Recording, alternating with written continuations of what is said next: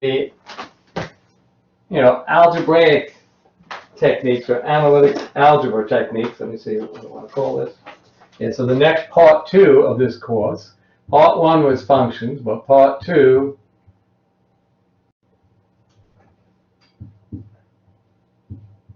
in this case over here is all about the analytic algebra.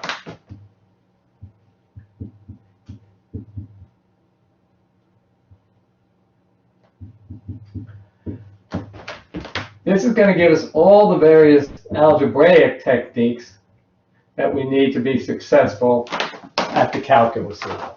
All the analysis techniques. So these techniques are mainly going to apply to our,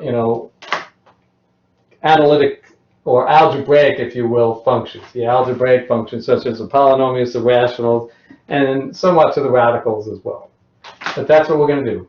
And then there's a part 3, which is analytic trigonometry and exponentiation, or the exponentials and logarithmic and trigonometric functions, the analysis we do on those types of functions. And then at the end, we pull it all together with analytic geometry. That says, let's look at all these functions we've introduced, and let's analyze them. We're going to get graphical pictures of them. That's the best way to lead this course, because that's where you start the calculus. You look at a variety of different functions, and you're analyzing their curve shapes. And you need to understand the different types and what they mean, and all these different features. You need to kind of pull it together. That's why I like to do that at the very end, because that's the gateway, the segue, if you will, into calculus. And you'll be looking at those and studying the shapes, increasing, decreasing, maximum values, minimum values, all these things called asymptotes. You'll be studying all those with in great detail. Okay, so part 2 is all about analytic algebra. And let me just say there's actually a couple of different aspects of this. And we'll be looking in chapter, this is going to take us through chapters 5, 6, and 7. Chapters 5, 6, and 7. That's our analytic algebra. And then we'll have our second test, just on algebraic analysis. And the first chapter, 5, is all about finding zeros of polynomial functions. So we're going to look at those. So this is all about finding zeros. What do we call? We'll define what a zero is more on tomorrow. And this is all about solving systems of equations and inequality. So here we look at how do we solve systems of equations and inequalities. And in chapter 7, we're putting in some miscellaneous notations that you need. Something called a factorial, something called a summation notation, and things like that. Miscellaneous notations that is really needed before you start the calculus. And that's all our analytic algebra. It's all algebraic things. And then we'll move into the chapters 8 and 9, and we'll cover analytic trigonometry and analytic exponentiation and logarithmics. And then we'll move on to the last section. But that's what we're going to be doing now. Let's start with chapter 5, and it's all about, if you will, zeros and polynomial functions. So here we do it, chapter 5. And it's all about how can we analyze things algebraically. So it's zeros and polynomial functions. Well, before we get started with this, we need to introduce some important, new objects in mathematics. So the first thing we're going to need to introduce, one is an object and the other is a technique. So a prerequisite that we need for this, before we talk about zeros of polynomial functions, prerequisite topics, there are 2 of them. The first one is something called a complex number, and that's what we're going to do today.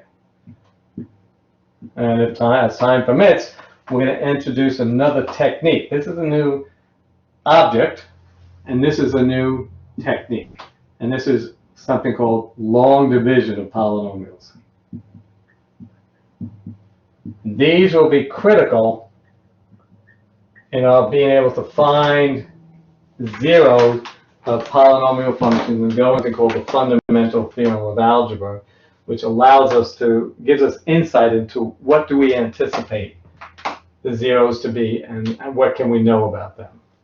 Okay, so let's start with this idea of a complex number. Where does that come about and what is it? Well, the idea is simple. Anytime in mathematics, equations, algebraic equations are the foundation for all of mathematics. And early on, you had simple equations. You had like x minus 3 is equal to 0. Okay, that gave me the number x is equal to 3. Okay. So you had your regular counting numbers.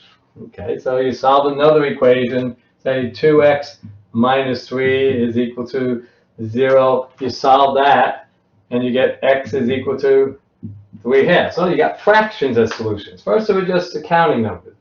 Then this new equation evolved into us needing this concept of solving fractions. So we had a new type of number, a fraction. Now keep going. Then you might have had x plus 1 equal to 0. Now this is what many mathematicians hated, because then when you solve this, you got this new number, -1, which is a new type of number. Most mathematicians, when it first came out, said these were false solutions. They didn't believe in negative numbers. But because the equation dictated a new type of number, we kind of merged them into our number system. And they have a meaning now. It means to the left of 0 if you think of this on a number line. But each equation ushered in a new type of number. Then we ended up with equations like this. X squared minus 2 is equal to 0. And we solved that, and we found that x is equal to, we'll do it plus or minus the square root of 2. Well, then we introduced irrational numbers. So each equation ushered in a new type of number that we eventually incorporated in our number system and eventually embraced. These are really, irrational numbers are very strange. They don't make a lot of sense because we're finite beings, and it takes an infinite amount of decimal places to create one, so they're kind of mixing in with the concept of the infinite. But you can see, our whole numbers, our fractions, our negatives or our integers come in, then irrationals. So a lot of these types of numbers, the mathematicians, especially negatives, they would just throw out those. They would call them false solutions and discard them. In fact, Rene Descartes, the one that's responsible for our Cartesian coordinate system, our XY coordinate system, in his day, he never believed in negative numbers. So we were only in quadrant 1. These other quadrants didn't exist in his mind. He hated the negative solution. But eventually the business people won out because numbers were used to keep track of debts, and they wanted to get their money back, so that stayed. Okay, that's kind of an introduction. How is this related to this idea of complex numbers? Okay. Well, let's take a look at another equation. So now, let's say I'm given this equation, a new equation that emerged. So you had all different types of algebraic equations back then, but you got this. X squared plus 1 equals 0. And just like all these other equations, we wanted a solution. The mathematician says, well, we would like a solution to that equation. All equations must have a solution. Well, what does that impose upon our x value? Well, let's see what happens over here. I can subtract 1 from both sides, and I get this. And just like I solved my squaring over there, I could take the square root of both sides. Okay, so I'm just doing algebraic operations. In fact, I'm not going to do plus or minus. I'll just do a positive square root of that on both sides. So I now get a strange thing. I said x is equal to the square root of the number -1. Now, up to this point, you're always told to say that's undefined. But if once in a while on your TI calculator, you might saw something called a non-real answer. It didn't just say error, it says non-real answer. So what happens? Well, mathematician said, okay, let's accept this and call that another type of number. It has a new property, a number such that when I square it, it becomes negative. It's not like any real number. It's not a real number that we had over here, which is a mixture of our natural numbers or whole numbers or integers or rational and irrational numbers, but a different type of number. So in this, they created a new type of number that had this special property, and they called it an imaginary number. So a new number was formed, new number created, called an imaginary number.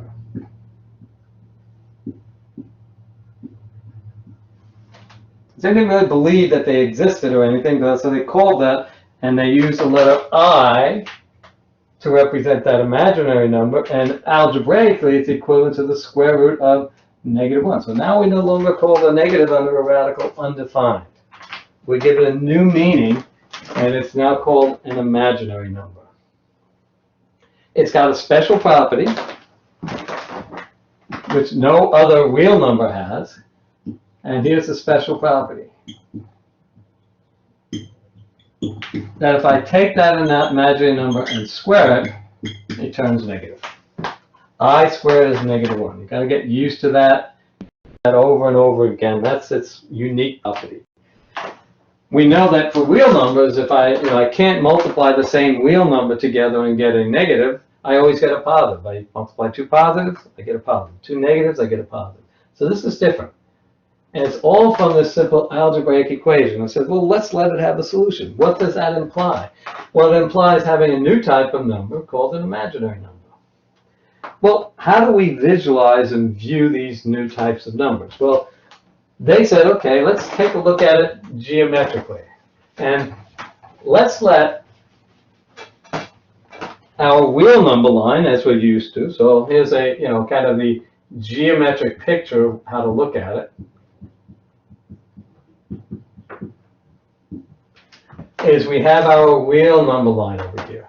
That's our real axis. And we have our 0, 1, 2, 3, etc. Negatives are just to the left of 0, -2, -3.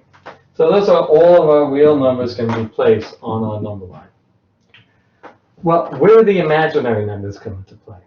Well, someone had the great idea, the brilliant idea, of saying, okay, let's let these numbers lie perpendicular. This is our real number line. Let them lie perpendicular to the real numbers. So create over here an imaginary axis.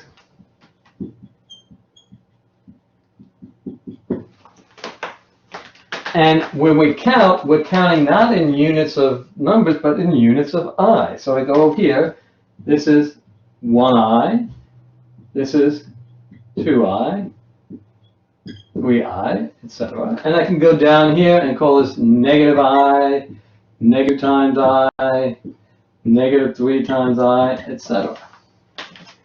And what we do is we create what they call a complex coordinate system, number coordinate system. Because now we can mix the real and the imaginaries together. I could have pure imaginary numbers.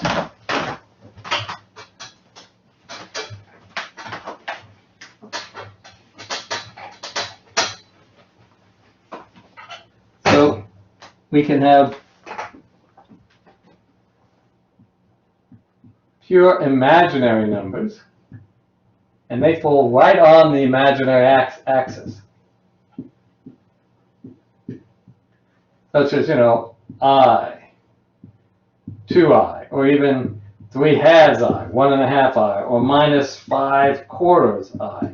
And that just moves us up and down on that imaginary axis. And you can also, we already know we can have pure reals. And we can have numbers such as 1, 2, 3/2 without the I, -5/4, square root of 2, anything like that. And we have two different types, pure imaginary and pure reals. But we can also mix the two together. We can add them together. They're like oil and vinegar. They don't combine too well. They kind of separate out, or oil and water. But you can combine them together and combine into what we call a complex number. So I could think of this over here as a complex number plane. The geometric picture of what they are is what we will come to call the complex plane. It's no longer x and y, but we're going to borrow a lot of that notation and ideas from that. So, for example, I can put a point on this complex plane. And I'll identify that by a real part, a pure real part, plus an imaginary part.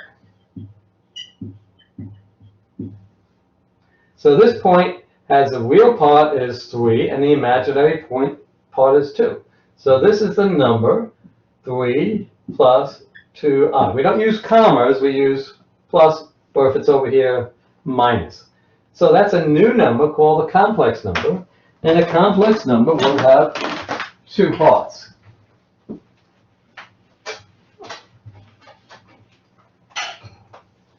So we developed something called a complex number.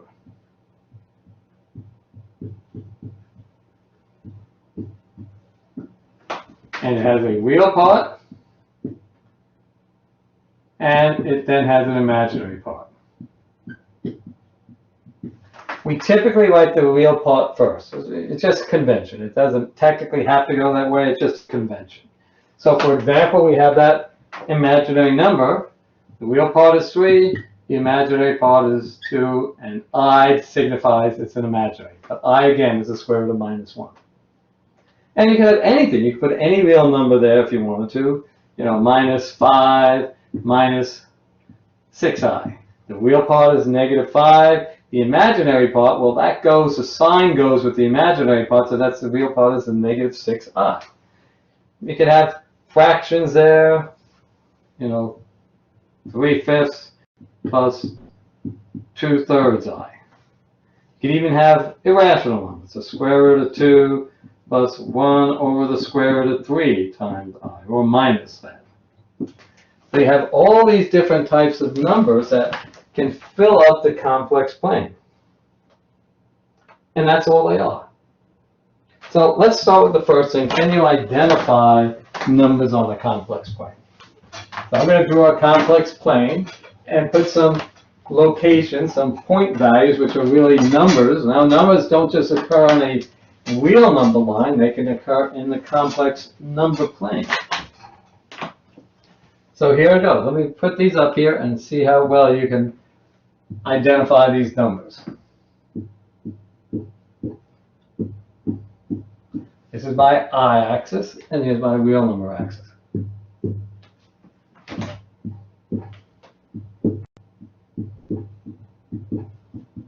And I'll try and get them right on the crosshairs just to make it a little bit easier. But as you can see, you can have fractional values. Anything in between will work.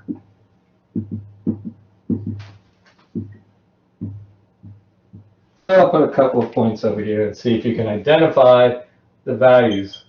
Point A,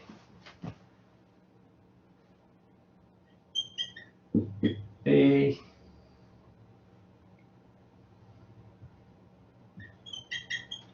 C, D,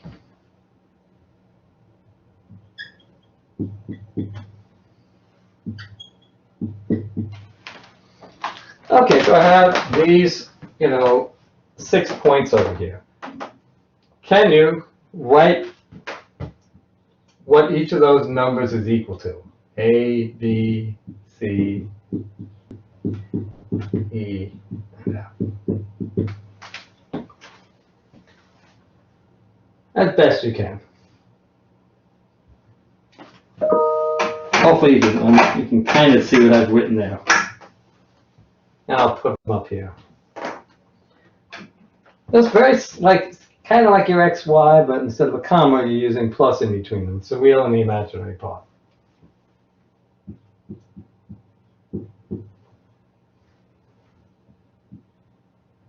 Should be up. I'll put this down a little bit lower. I'm up close. I'll put it down there. Really, it's 1.5, but I'll leave it at that.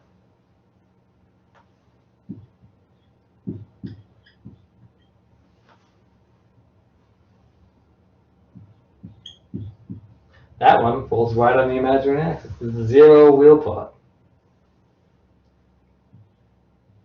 And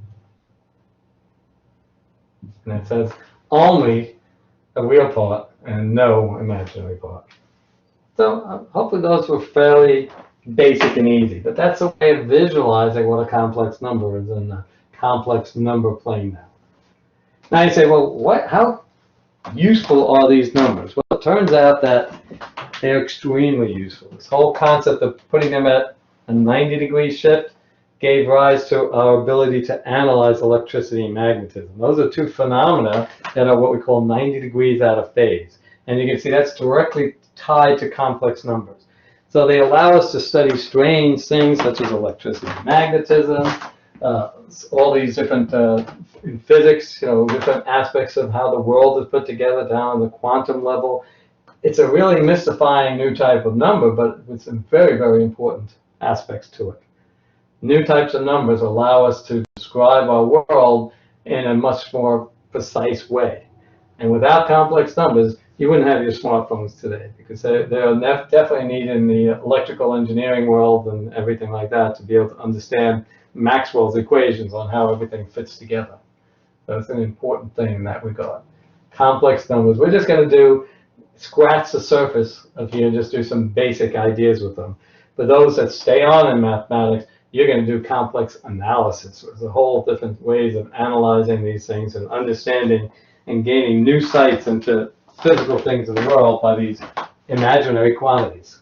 Okay, that's the first part, just being able to identify, a point or even plot a point. For example, if I gave you the complex number, could you also fit it on the complex plane? That's the first level of expertise that you need to understand to be able to do. The second thing we do, anytime we introduce any new object in mathematics, what do we like to do? Arithmetic. So that's what we're going to focus on today now, is the arithmetic of complex numbers. Now you're going to see very shortly we're going to need these complex numbers when we define what we call zeros of polynomials and something called the fundamental theorem of algebra, which will come with it. And it's critically dependent upon this concept. So what do we do now? Let's take a look at the arithmetic of complex numbers. So let's start with addition and subtraction.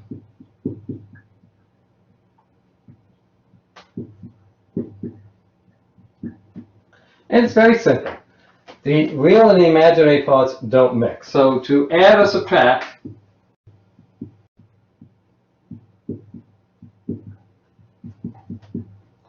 two complex numbers,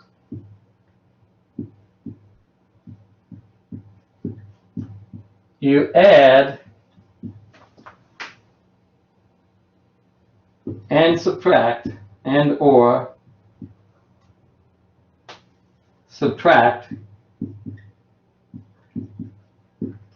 their real and imaginary parts separately. They don't mix. Real and imaginary parts separately.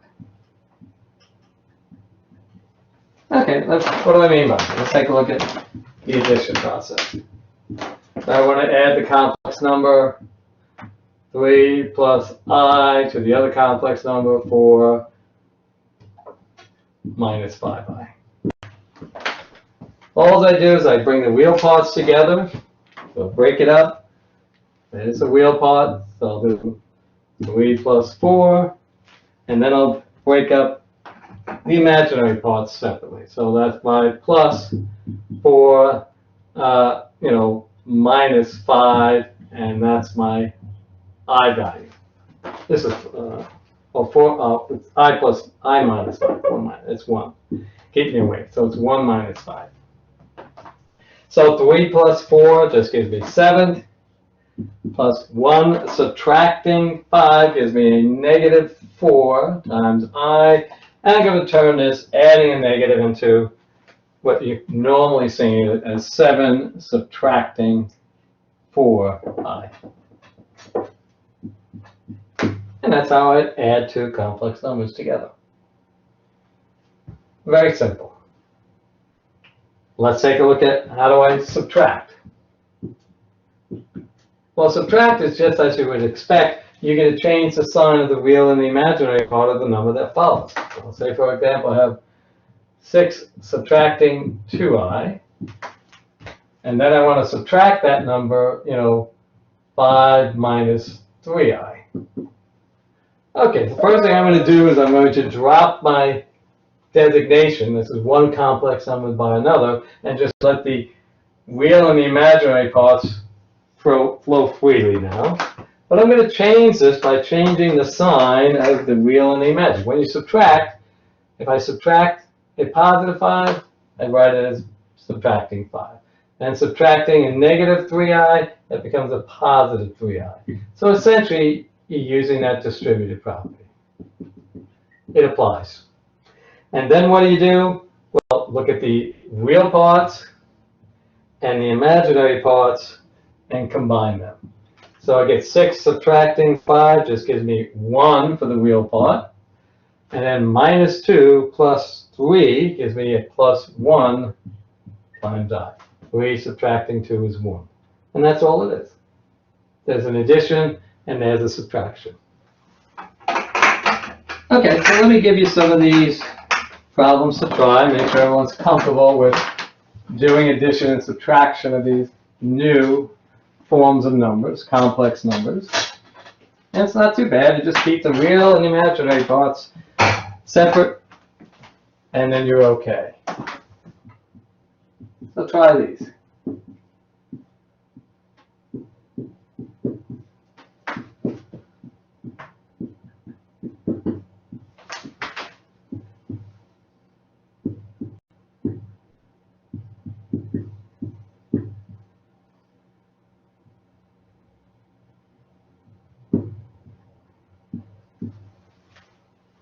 There's a couple more. Make sure everyone's comfortable. A couple more subtraction.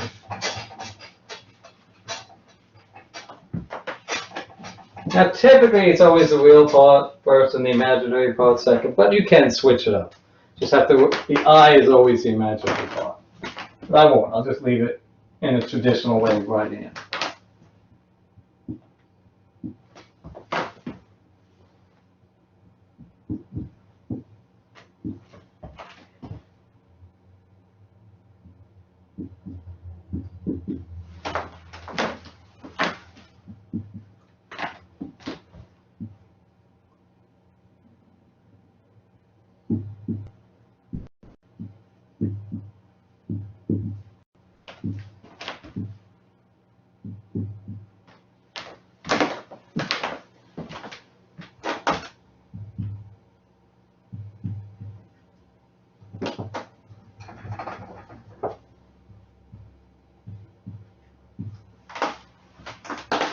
I want to test and see how people are with their fractions.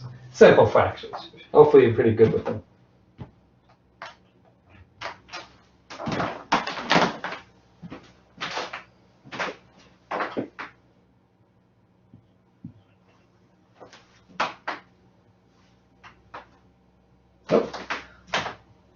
My mistake here. I should have written a real and imaginary part. So I'll keep it that way so I won't confuse you.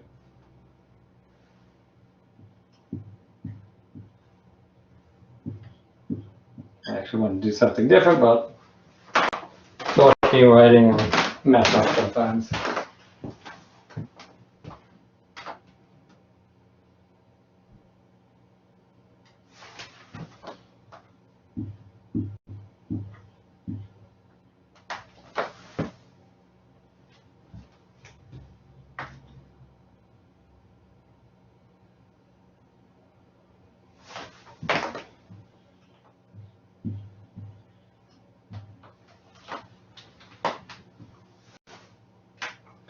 So hopefully you see how to do that arithmetic. Anyone have problems with problem number 1? Is that okay? Just add the real parts, the 6 and the 5. You add the imaginary parts, minus 2 and 2. I get 0i, so I don't write the I. It falls right on the real number line.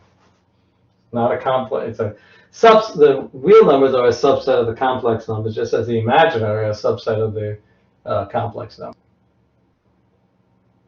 What about number 2? Anyone want to see number 2? I switched the order, put the imaginary part and then the real, but it doesn't matter. You see what the imaginary part is, and you combine the i's together. It's kind of like having 6 minus 2x plus 5 plus 2x. It's kind of like doing polynomials with x's. And just replace the I with an x, and then you just do adding binomials. That's all it is. Or subtracting binomials. What about number 3? Any questions on number 3? Anything on number 4? Anyone want to see problem 4 worked at all? Okay, so we're all in good shape here. Okay, so that's addition and subtraction. Relatively easy, not that complicated. Okay, let's take a look at multiplication. This is where you have that little property that we mentioned, I squared, comes into play. But what you've learned in the past will apply equally to these new numbers. What you learned about basic polynomials will apply here. So how do we multiply two complex numbers?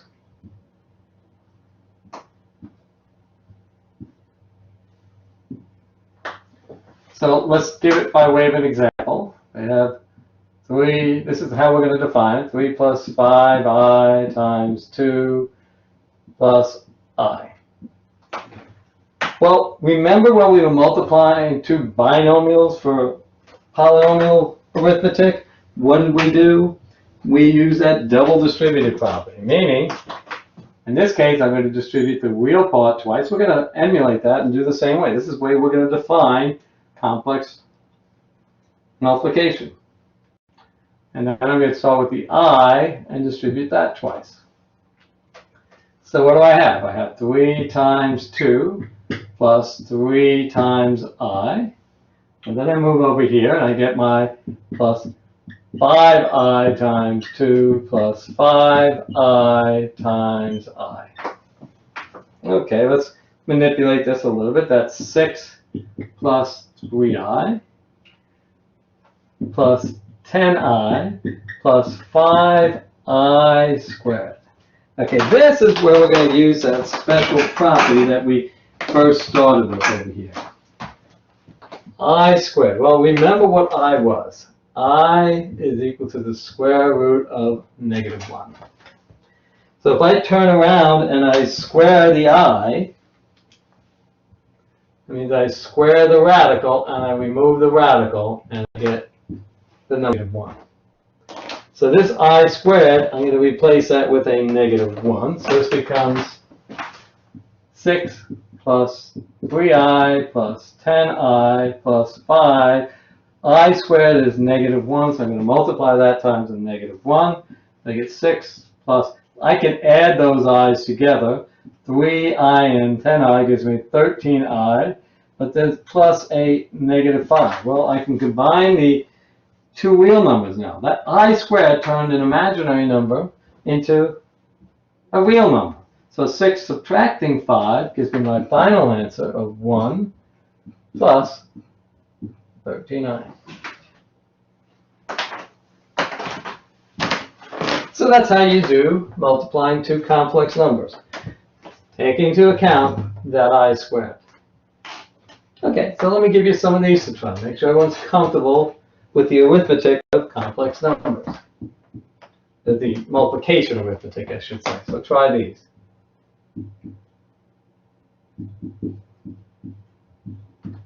Try that one. I'll give you several to try. Yes, Christian. Hi, do you not simplify the 6 and the -5? I did, and I wrote 6 minus 5 gave me 1. Oh, I didn't see that. Yeah, I did the simplification right up there. Yeah. It's getting low on the board, so I just moved it up to the top.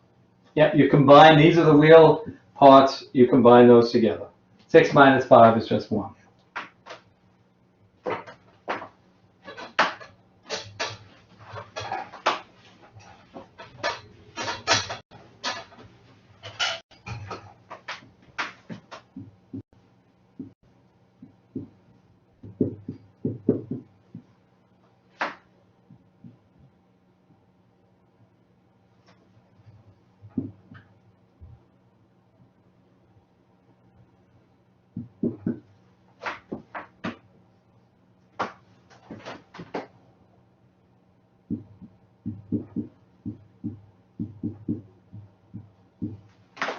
3, give them a try, and I'll put the answers up here and see how well you can do.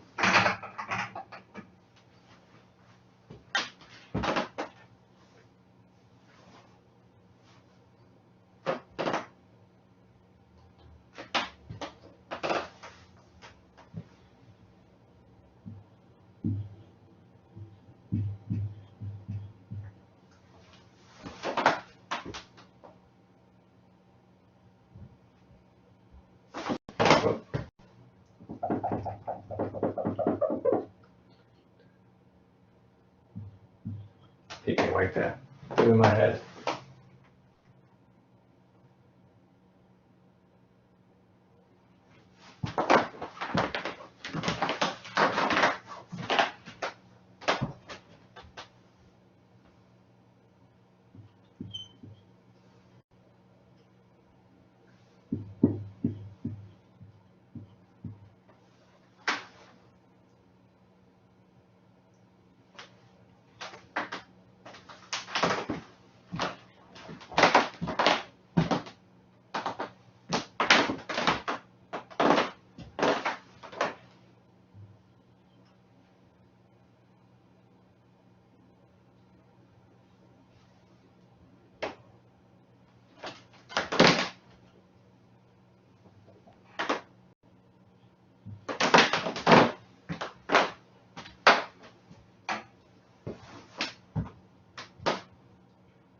Number 3 is a special type of multiplication. We're going to address that next.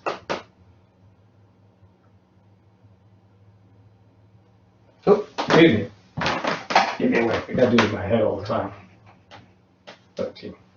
Keep me awake over here. Getting early in the morning over here.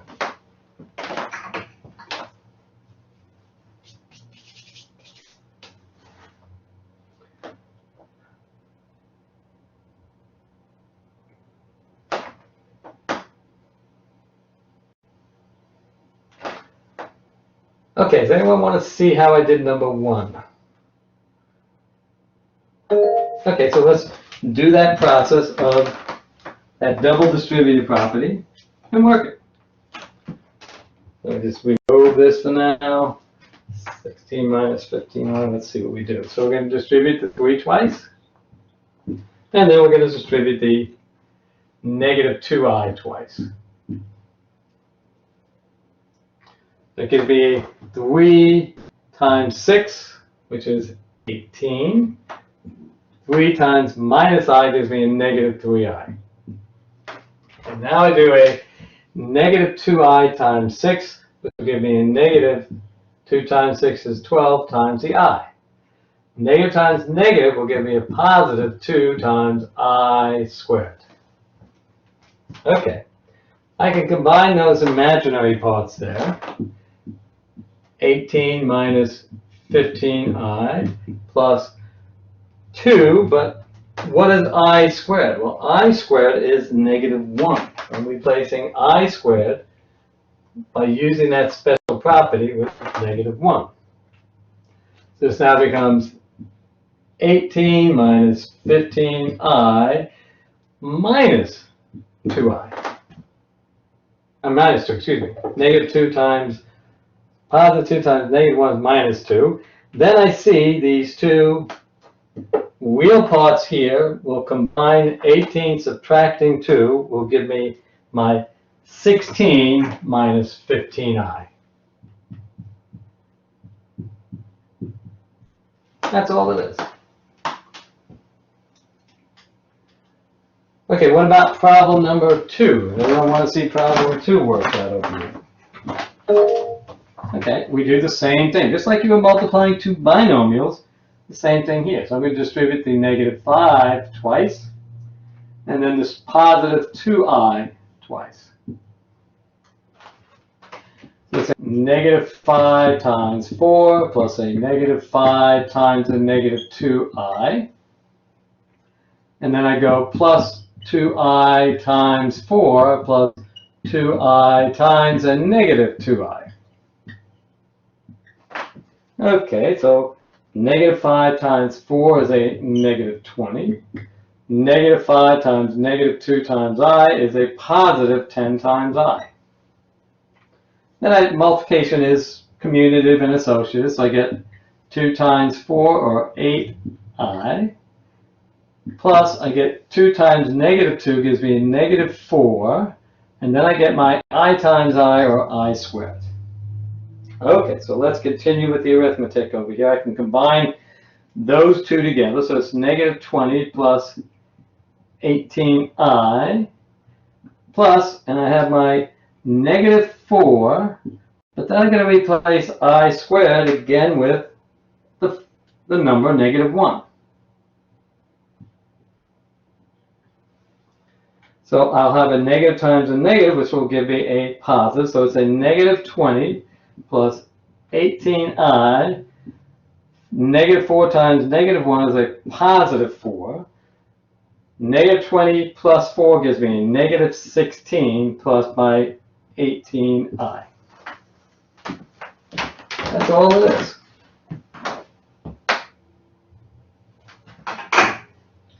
Okay, what about the last one? Anyone want to see the last one work out there? Everyone's comfortable with that? Okay, let's kind of do that then. Hope everyone's got that there. Let's just get rid of all this so it doesn't look so complicated. So do the same thing. I'm going to distribute the real part of the first number and then the imaginary part of the first number to the second number, the second complex number. So distribute that twice, and now I turn around and distribute the negative 2i twice. That's how we define our multiplication. So it's 3 times 3 plus 3 times 2i, and then I move to the negative 2, so it's plus negative 2i times 3 plus a negative 2i times a positive 2i.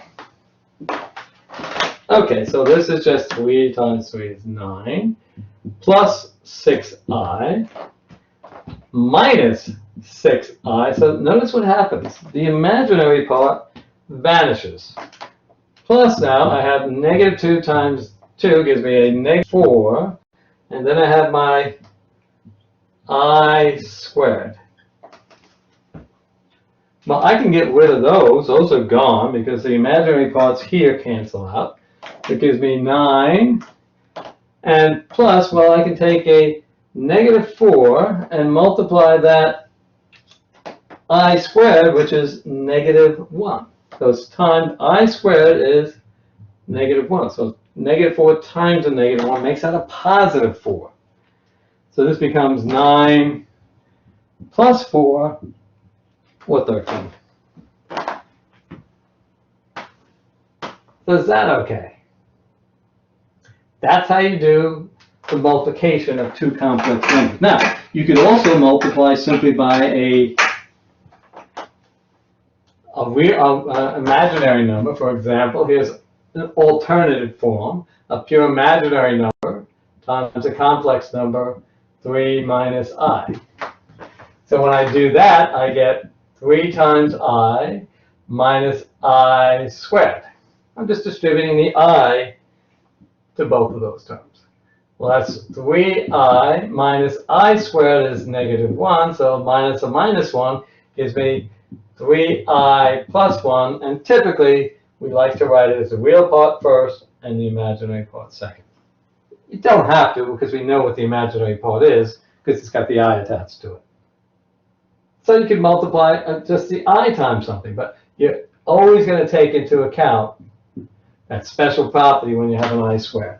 It turns an imaginary number into a real number. Okay, so that's multiplying any sort of complex number or imaginary number. Same thing would hold true if I took a real number that was 2, it would be 6 minus 2i. Just multiply like you normally would. Well, let's take a look at that over here. That special pair always gives me a real number. So let's focus on that. That's something called the complex conjugate.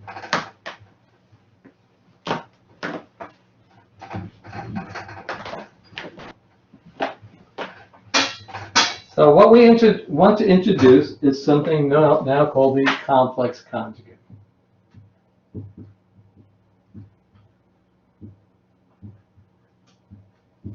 And it has a special property that if I take a complex number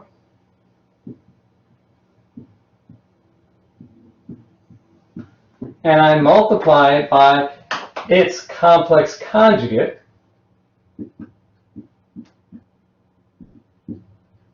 it's also a number, it will always give me a exclusively real number. It becomes totally real. So let's take a look at examples of what I just gave you, and you might see a pattern. So I had 3, I think it was, I don't know what I put first, 3 plus 2i, and then we multiplied by the number 3 minus 2i, and we got that real number 13. The conjugate is very simple. All you need to do is change the sign of the imaginary part, and you get the complex conjugate. That will always, because what will happen is you're always going to get plus and minus the i's in the middle with the same numbers, and they'll cancel out. So here's my complex number. Here's a complex number, which is a plus bi. That's our complex number. The complex conjugate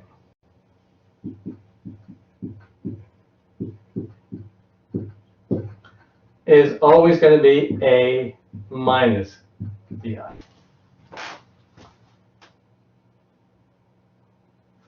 And then if I multiply one conjugate by the other, the complex number by its conjugate, so I want you to do this. Multiply these out.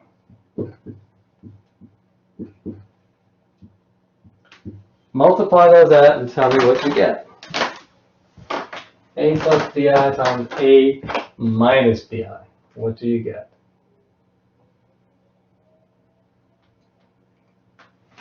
So we're doing all for all of them, or simply a squared plus b squared. Does anyone want to see how I obtained that? Anyone want to see how I obtained that? Is that okay? Multiplying those, that's what I get. And that's what the last one I got. I got 3 squared and 2 squared. 9 and 4 was 13. That's always going to be the case. So hopefully everyone's okay with that. Okay. Why do we use this complex conjugate? Well, this is going to enable us to do division. Division is really going to be multiplying by the conjugate. So now let's lead into the last arithmetic operation we're going to do, which is division.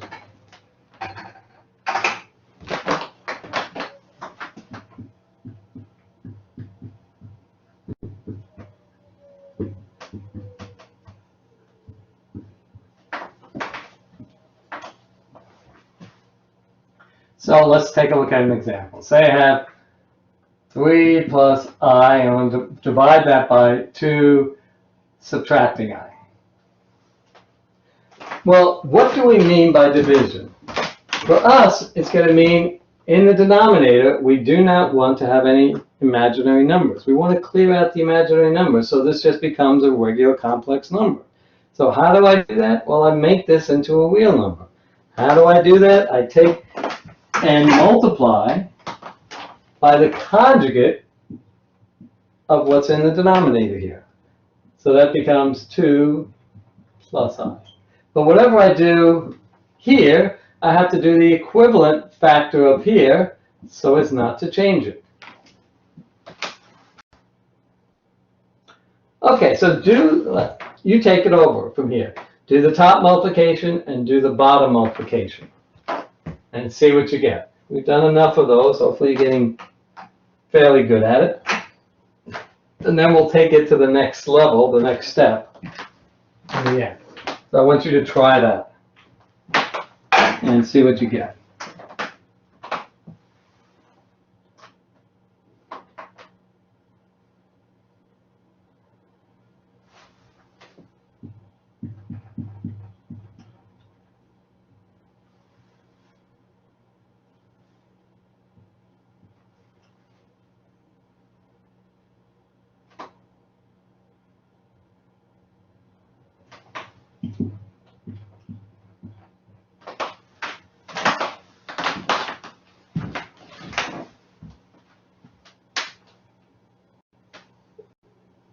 check my head arithmetic out, make sure I'm doing it correctly.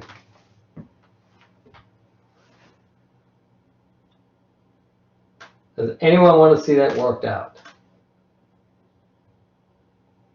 Does everyone got that? So that's what it means. We got rid of this no more complex number underneath. That could be a fraction, but it turns out that even vanished. Does anyone want to see how I got 1 plus I out of that? Okay, we're all in good shape. So that's all it is. That's how you divide complex numbers. Now you could even take a simpler case over here and just say 2 minus I and divide that by I. That's equivalent by simply multiplying top and bottom. You don't even need the complex conjugate here, but you could put it in. It's not going to matter. Okay, we'll cancel each other out. Conjugate would traditionally be the negative of I, but you're going to see you don't really need that. You can actually do it just by I when it's with the real part's not there. Just multiply by I and it will vanish. So what happens over here, I end up with a negative 2I plus I squared over negative I squared. Well, I squared is negative 1, so this is a negative 2I subtracting 1. I squared is negative 1, I squared is negative 1, so that's negative 1 times negative 1. That's positive 1, so in this case it's just equal to, and in this case I did everything correctly, minus 1. So minus 1, put the real part first, minus 2I.